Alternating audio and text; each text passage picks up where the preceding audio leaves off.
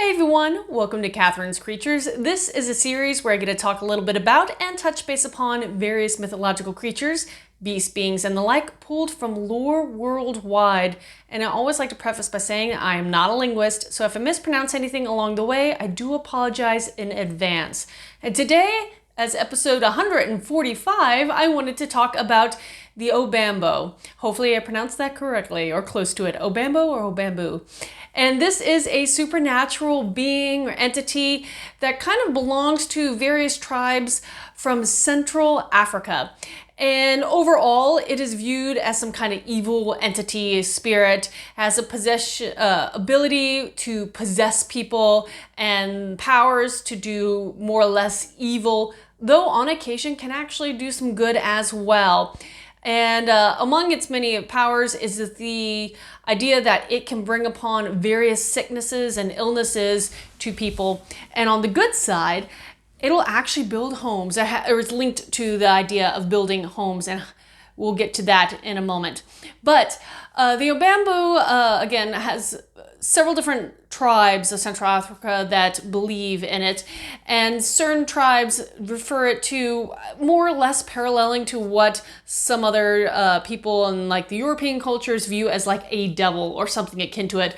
Others view it a little bit more like a spirit of a person who may not have been buried correctly, and so is more or less haunting and needing assistance in order to kind of put its spirit to rest and be able to move on.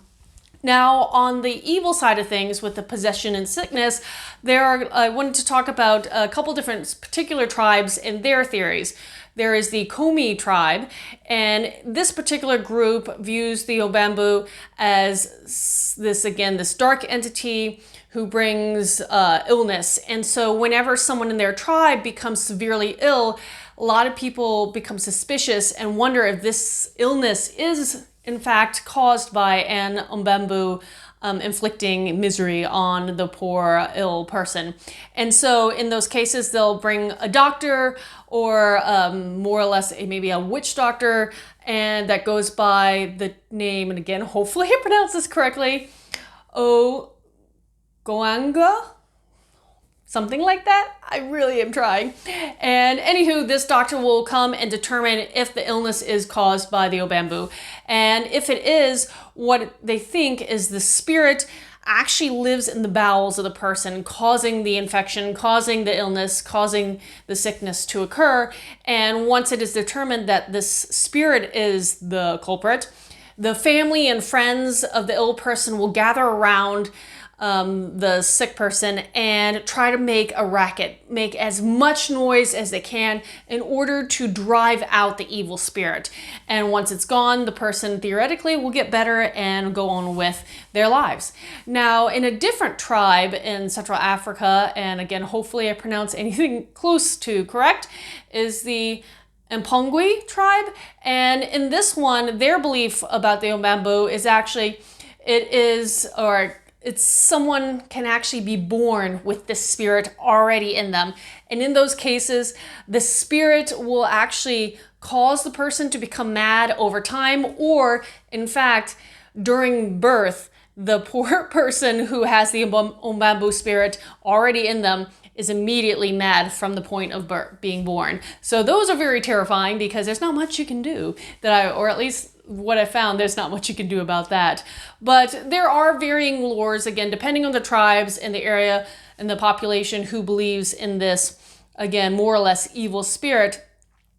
One of which is maybe a less threatening version. And in this one, the Obambo actually likes to reside in some kind of bush or brush.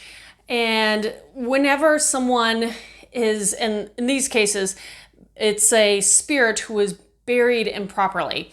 And so whenever the Obambo is trying to reach out to someone saying, hey, something wasn't right during the funeral process, that they'll appear to someone, typically a close relative, and implore that relative to build them a house. And so what then happens is as soon as this vision occurs, that person would go back to the village, and there begins this kind of almost ritual where all the women of the tribe would be gathered to sing and dance that night. the night after that vision occurred. And then the next day, an idol of some sort is created that represents the Obambou, again, this spirit that was not buried properly and is now kind of wandering the world. And once that idol is made, after that, a hut is created close to the household of the person who was visited by the spirit. And the idea is that they would then bring the bier, which had carried the corpse to the original place of rest, and put the bier in this new manufactured hut, and the hut would be draped over with, at least the door would be covered with a white cloth. And all this is to, again, settle the spirit and allow them to move on if that's possible, and at the very minimum, not cause any more problems with the local people and tribe.